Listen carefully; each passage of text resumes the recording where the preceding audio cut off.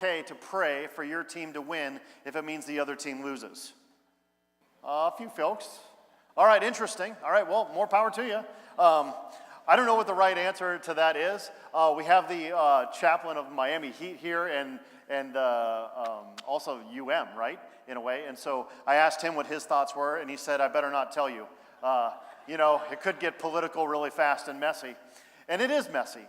Because when we pray for one thing to go well, it often means that one thing doesn't have to go well.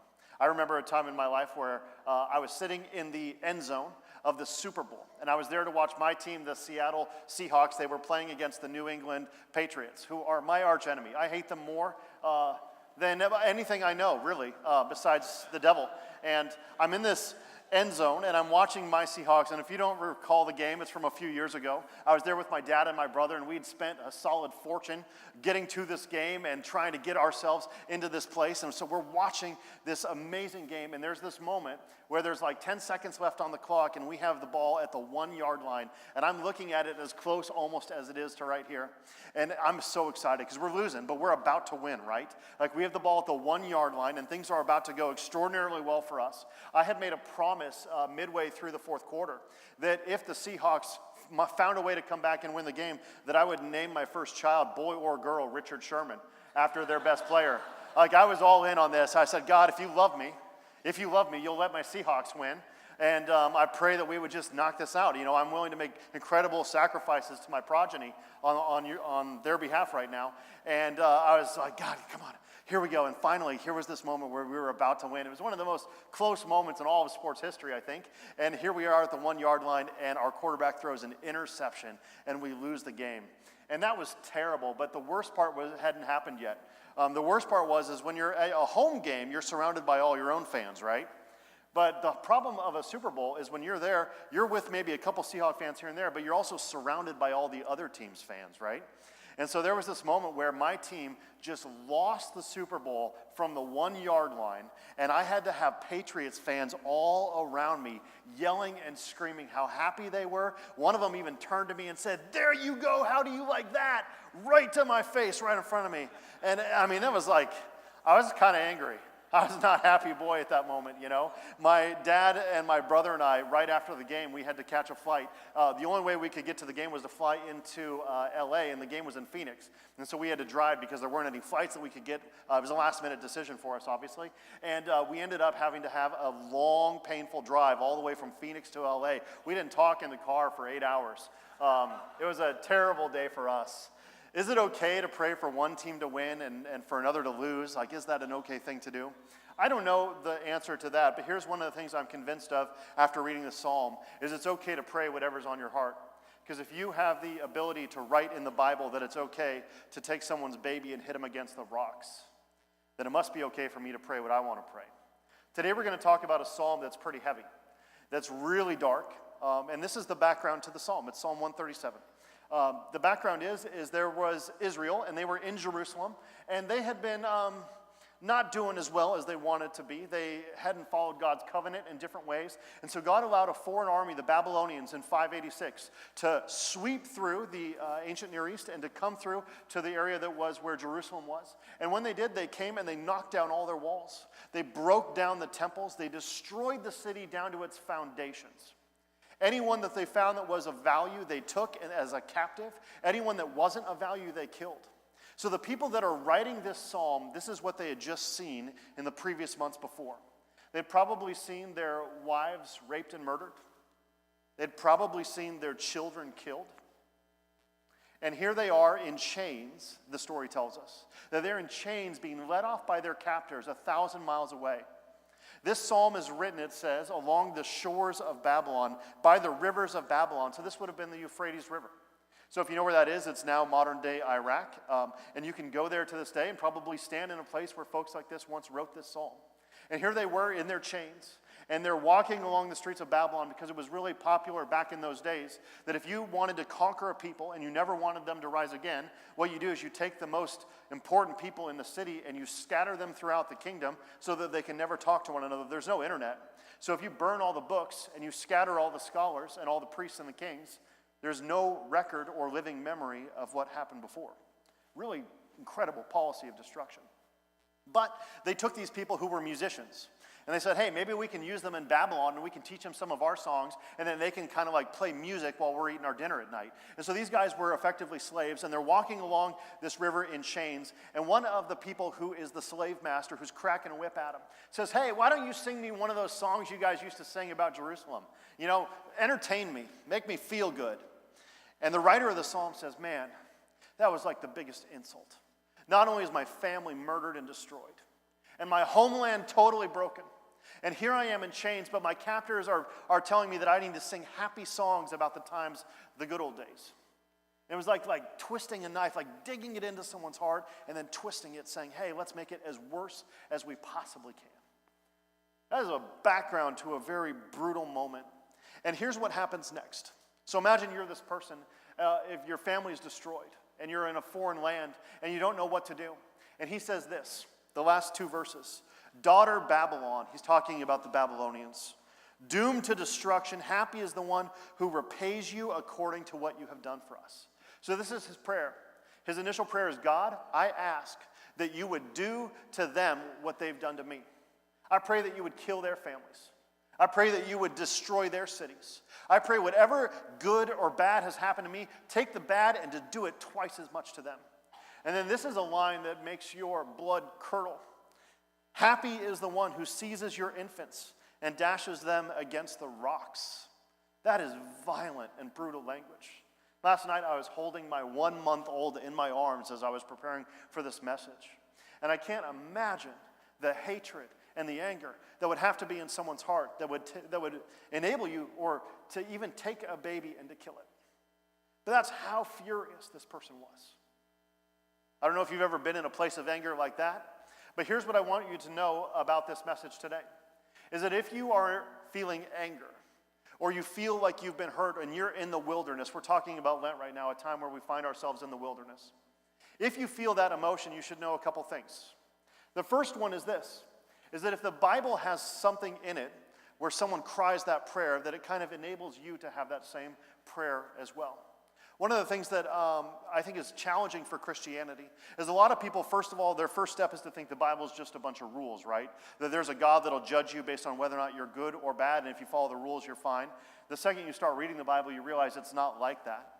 But another group of people, once they start getting into church, think that the Bible is all about just trying to make you happy.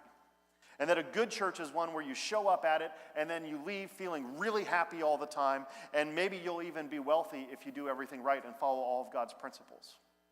But the healthier, deeper understanding of the Bible is that it's a story of God's people through thick and thin. It's a story of God's people from all the way back at the beginning that's continuing on to now, and it's about how through every up and down, God's faithfulness endures forever. That's what we said this morning. This person was at a place in his life when he was writing this psalm who wasn't sure if God's faithfulness endured forever, maybe, because he was hurting and he was in incredible pain. There's different kinds of psalms. I don't know if you know much about the Psalter. There's 150 of them, and there's some psalms that are all about thanksgiving, like the one that we read, 136, right before this one. There's Psalm 137. We call it a psalm of lament. It's when you're in pain and you're hurting and you need something to cry. When Jesus was on the cross, do you know what he did? He quoted a psalm of lament. He quoted Psalm 22, my God, why have you forsaken me? When Jesus was in his most broken moments, he turned to the Psalms, which in those days were like listening to Christian radio. It was their music. And he turned to the Psalms and he said, I'm going to quote the Psalm of Lament because I know how to do it. Whether you're high or whether you're low or whether you're somewhere in between, there's all kinds of different Psalms. What the Psalms do is they give us permission to go to God with whatever emotion or pain or happiness or joy or brokenness happens to be in our heart. The Psalms give us permission to be who we are before God without having to fake it. I knew this guy when I first came to this church. Every time I saw him, I'd say, hey, how are you doing? How's it going? And he would say, too blessed to be stressed. Too blessed to be stressed, right? And I go, man, okay, that's cool. And then I would see him again. How are you doing? Too blessed to be stressed. He would say this like every single time I saw him. And I was like, okay, kind of impressed, I guess. That's really nice. I wish I was there all the time. But you know, the funny thing about this guy was even though on the surface he would always just be saying these nice things and always be really happy, underneath the surface it only took like a millisecond to figure out that this guy was hurting and broken, and it was all just a cover up for his pain. You know, he was broke, bankrupt, His businesses were failing. He didn't know where to go. His relationships were all broken. And every time I tried to pastorally approach him and say, hey, man, how's it going? Is there anything going on? Is there anything you want to talk about? He would say, oh, no, too blessed to be stressed. Too blessed to be stressed. And the Bible's not like that. The Bible has cries of pain in it. And a lot of us treat our relationship with God in a very formal way, where if we go to God in prayer or we talk to God or we go to church, we're supposed to be like, okay, well, this is the right way to do it, and I'm supposed to make God happy by just saying the right prayers and doing the Apostles' Creed or the Lord's Prayer or something like that. And there's a very formal relationship with God, or when you show up to God, you have to show up with your best foot forward, looking really nice with your happy clothes on, whatever they are. But God is not like that. The Psalms give us permission to go to God with wherever we are that day and however we feel. So this guy didn't hesitate for a moment. In his chains and in his pain, he cried out to God. The temptation in our pain is often to say, God, I'm going to deal with this on my own, or I'm going to handle this on my own, and I don't really need you for this. In fact, I'm going to get everything cleaned up, and then I'm going to go find you and see if we can work things out. But the truth of the matter is that the one that we need to work things out for us is God, and if we don't go to him in our pain, we'll never find the healing that we so deeply desire and crave. So I'd encourage you, get to know the Psalms. They have this range of emotion that goes deeper and lower than you probably ever dreamed and higher than you can ever imagine, and it's fun to find yourself in them. One of the things that you should know about anger is that it's okay to be angry sometimes. There are things that we should be angry about sometimes. When we saw the shootings about a month ago or so in Parkland, and 17 young children died, or not all children, but 17 people died. The proper response to that isn't, oh, it's all okay. The proper response is anger and frustration and pain. And it's okay to feel that way. I was doing two funerals this last week, actually. And in both situations, you'll meet someone who just lost someone who they truly loved, and they'll try to fake being happy. So they'll lose someone that they love, and I'll say, how are you doing? And they'll say, oh, I'm doing okay. Oh, it's going to be all right. I believe this. And I go, that's awesome. I believe that too. I think that's incredible. But I almost wanted to give them permission to be honest for half a second. And it's okay when you're in that place, when you lose someone that you love, one of whom happened to be a 30-year-old guy who OD'd. It's okay in those moments to just be real with God and to be real with other people. I hope the church is a place where we give people permission to say how they really feel when times aren't easy. Because oftentimes we have to put on a fake face and be unreal. But one of the things that I know about God is he gets angry sometimes too. Jesus we often like to picture as a hippie that sits on a hill and gives everyone bread, right? But there's a couple other stories of Jesus that I know. One is things made him angry sometimes. One time he was walking into the temple, and he saw people that were putting up barriers between the ordinary folks and God by saying in order to have access to God, you have to pay in order to get there. When Jesus saw this, he walked into the temple and he started flipping over tables. He got violent and flipped over tables when he saw someone that wanted to put a financial barrier between people and God, and that made Jesus angry. Another time Jesus got angry, and this actually happened a lot, is anytime he saw religious leaders being hypocritical. Every time he saw a religious leader trying to say how all the other people aren't good enough and we're better than others and we're going to make them work really hard, every time Jesus saw that, he would go, you hypocrites, you vipers, you snakes. He used really aggressive language because it was okay for God, for Jesus, to be angry at evil. And if we approach evil and say, no, it's okay. We just need to forgive. We just need to be nice about it. It'll be okay. That's not how God works. And it's because God is good. Did you know it's impossible to be loving and not have anger at the same time? It sounds weird to say that, but let me give you an example. I love my little 2-year-old. I love her to death, practically, and that's a weird thing to say, but I do. If I saw someone hurting my 2-year-old, my default reaction is what? Protection and anger, right? And it's not because I'm an angry person, it's because I love her so much. Just this last week, this is just a normal thing for all parents, but just this last week, I go and pick my daughter up from school, and the teacher comes out with this little form, and it's a form saying that I acknowledge what happened, right? Because she got scratched by another kid in the school. And this is like the most normal thing to ever happen, and I know it's just a normal thing, but when I saw that sheet of paper, I was like, show me the scratch. Where's this kid? I want to talk to the parents right now. Can you bring this 2-year-old out? I want to have a heart-to-heart. No one touches my daughter and gets away with it. And this, like this emotion of protection came over me, and anger almost. Why? It wasn't because I'm an angry person. It's because I love her so much. Whenever you feel anger, it's because you love something. The trick is knowing, do you love something for the right reason? Do you know how to deal with your anger, and do you know what to do with it? And so we're going to talk about that for just the remainder of the message for a few minutes. How to deal with your anger. But before I do that, I just want to remind you just one last time, I want to give you permission to be angry sometimes.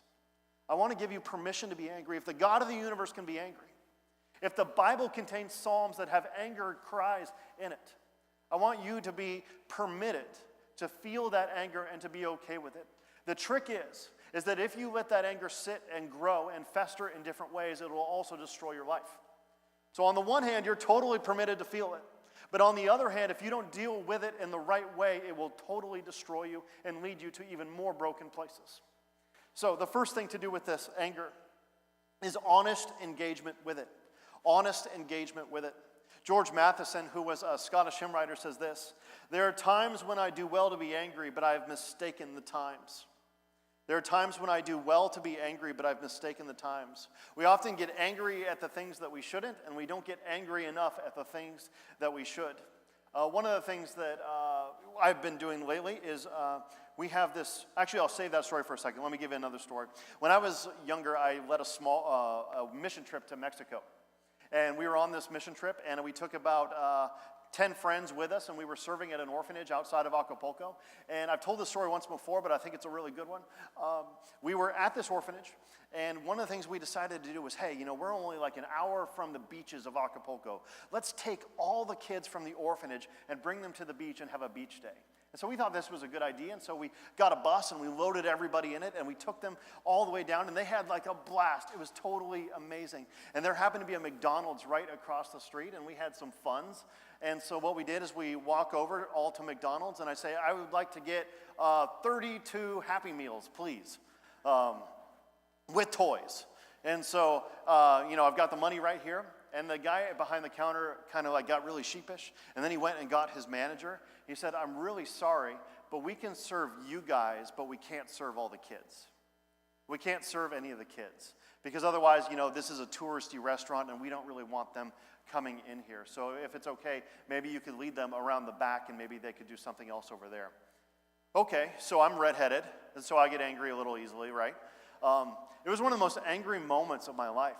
I couldn't imagine someone telling me that I couldn't buy a Happy Meal for a bunch of the most beautiful, innocent orphan kids I'd ever seen. And they said, no, we're not going to let them be served here. Man, I started to boil. I started to get so angry, I didn't know what to do with it. I vowed to never give McDonald's another dollar in my life, which I've broken, of course, before. But you know what I mean, right? Like, I was so angry in that moment because I saw the injustice, and there wasn't anything I could do with it, and I just got so frustrated. And the source of my frustration was because there was an injustice that I thought needed to be corrected. But there's times where I get super angry that are stupid. Every time I'm driving on Sunday morning to the church, which is, pretty early, around 8 a.m. normally on a Sunday morning. Whenever I'm driving here, I like Monday through Friday driving on Brickell because people are like getting to and from places, right? But on Sunday morning, I'm apparently the only person that works. And everyone else on the road is either driving 20 miles an hour, or there are these things called bicyclists that are taking up all the lanes. And I get furious at bicyclists. If any of you are bicyclists here, I'm glad you're here. But you better not have ridden your bike here.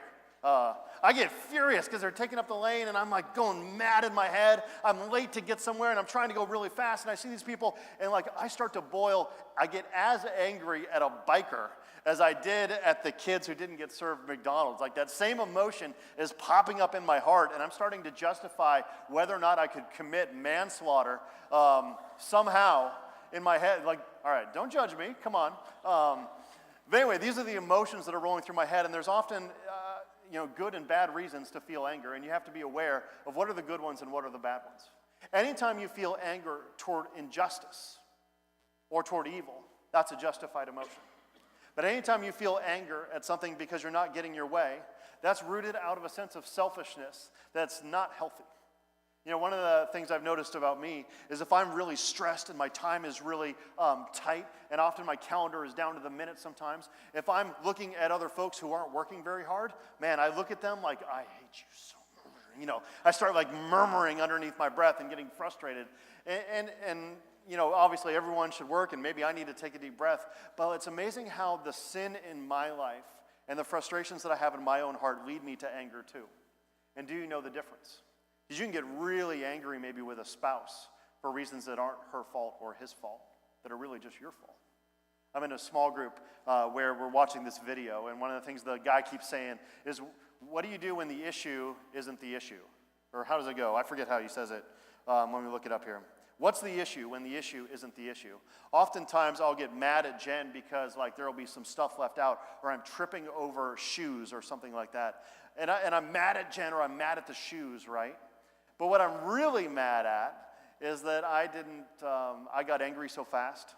I'm mad at myself for having such a short temper, or I'm mad at myself for X, Y, and Z. Do you ever have anger? Well, if you do, you should know this. You have to be able to know the difference between healthy anger and bad anger, and then you have to know what to do with it. Honest engagement with your anger, whether it's righteous, sinful, or mixed, knowing the difference is really important. When it comes to the Parkland story, where 17 children lost their lives, one of the things that was really tough for me to watch was the aftermath after it. One of the things that starts happening is everyone is rightfully angry. Rightfully angry, right? But then it gets really messy when people start deciding who they're going to be angry at. Because the next step with your anger is to pick something or someone to blame. And so some folks start blaming the shooter really fast. Some folks start blaming the NRA. Another group of people blame the government. And then some people blame the parents of the kid. And some people blame the FBI. And you go on and on and on, because when you're angry, the first thing you want to do is direct your anger at a target. Because if you don't have anywhere to direct your anger, it just sits inside you. And what I watch on the news every day is everyone just trying to figure out a different person or a different group where they can direct their fury in order to make things better. I don't know if that's good or not. I don't really have all the answers there.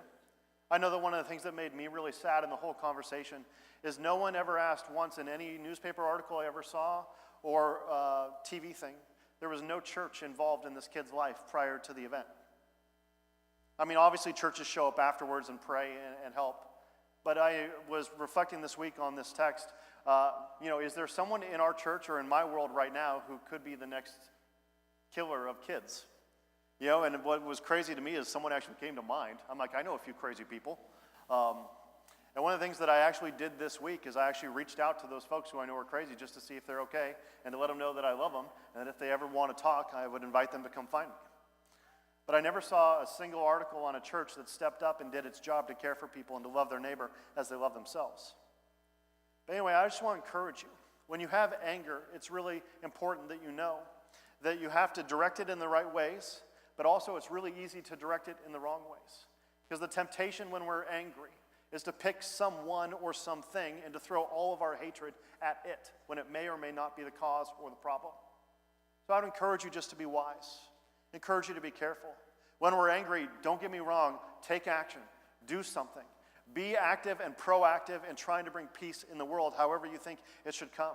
But if you do it out of anger only, it's probably not going to lead to a healthy result. The second thing I would encourage you to do if you have anger is to learn how to control it. Colossians 3, it says, put aside all your anger and your wrath and your malice and your slander and abusive speech from your mouth. It says, put it aside.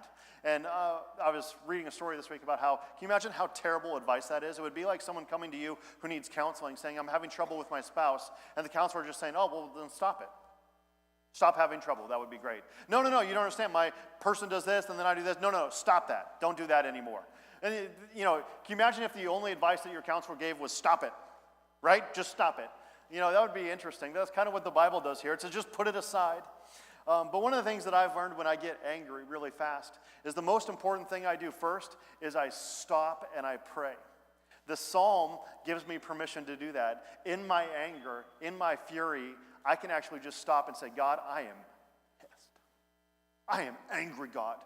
I don't know what to do with it. I don't know where it should go. I don't know who should be the target of this right now. But right now I am furious and I don't know what to do. That's step one. The next thing that I do is I try to remember all the Bible verses I can about anger. That's often a good way to help remind me of how to think about an issue. Jesus gives a good one. He says this in Matthew 5. He says, you've heard it said to people long ago, you must not murder anyone. Okay, that takes me a step off the ledge, right? All right, don't murder. Whew. All right, okay, but then what? He says, anyone who murders will be judged. But I tell you, if you are angry with a brother or sister, you too will be judged. If you say bad things to a brother or sister, you'll be judged by council. And if you call someone a fool, you'll be in danger of the fire of hell. So when you offer your gift to God at the altar and remember that your brother or sister has something against you, leave your gift there and go and make peace with that person. Man, verses like this convict me. When I feel my anger swelling up inside, God says, whoa, whoa, whoa, whoa, whoa. If you feel that right now, here's what I want you to do. Go make peace. Go make peace. I don't want you to come and just do church like normal if there's anger and dissension among the people.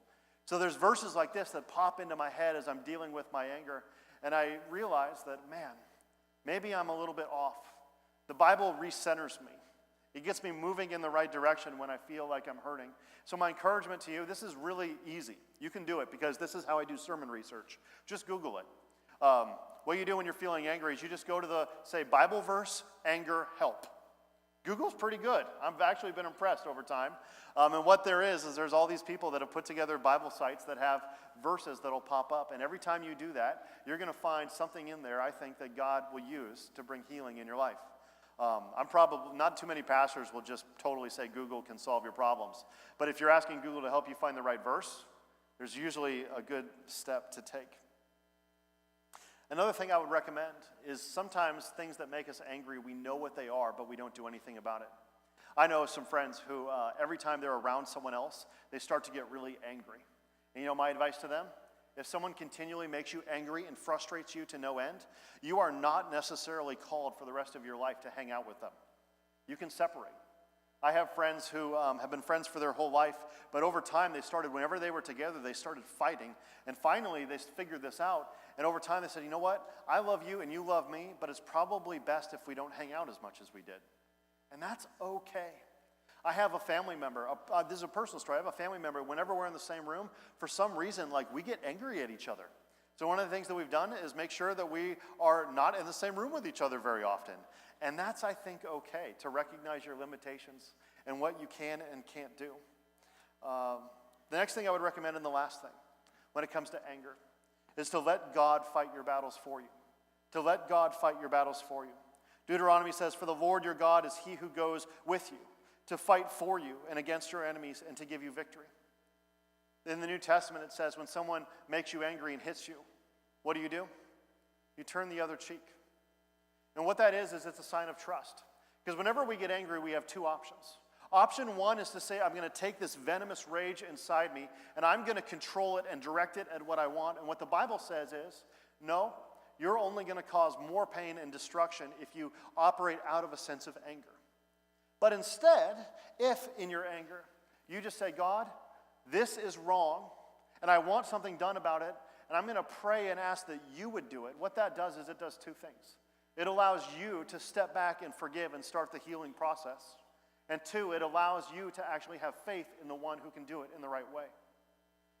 If you're a pastor of a church for any length of time, you know what it's like to get angry and you fight battles all the time. It's a normal part of life.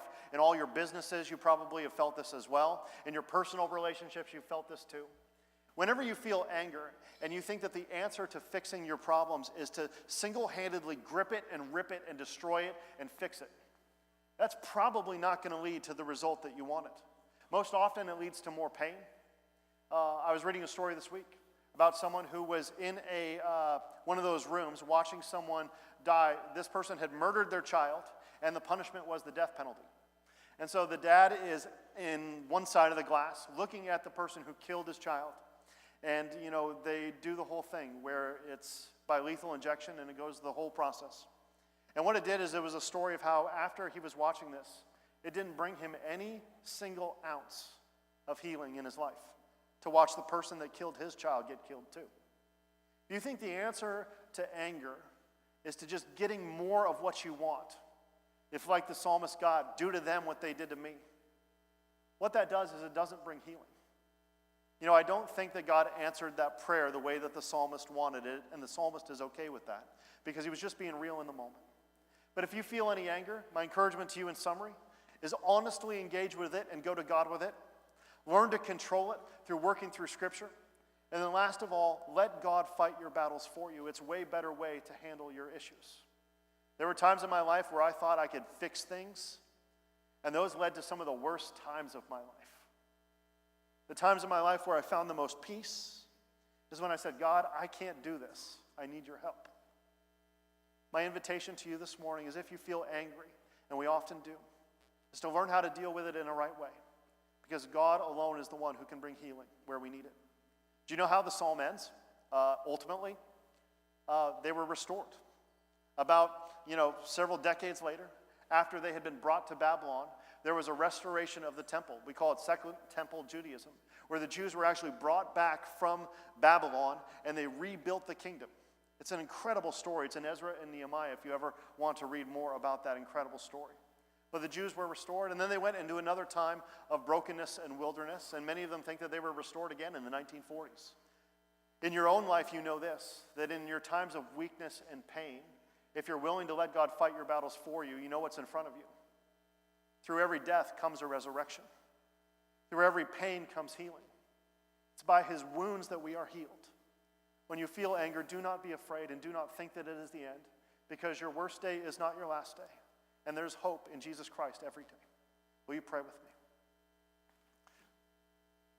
Lord, help us to know how to think about Psalms like Psalm 137. Help us to know what to do with our anger when we feel it. We long to be people of peace, but we also long to see righteousness come in this land. We don't want any pain, but we ask that you would use us to be peacemakers in the world, to learn how to use our anger to promote good and not to promote bad, and that in our own hearts you would give us peace. We pray this in Jesus' name. Amen. Before we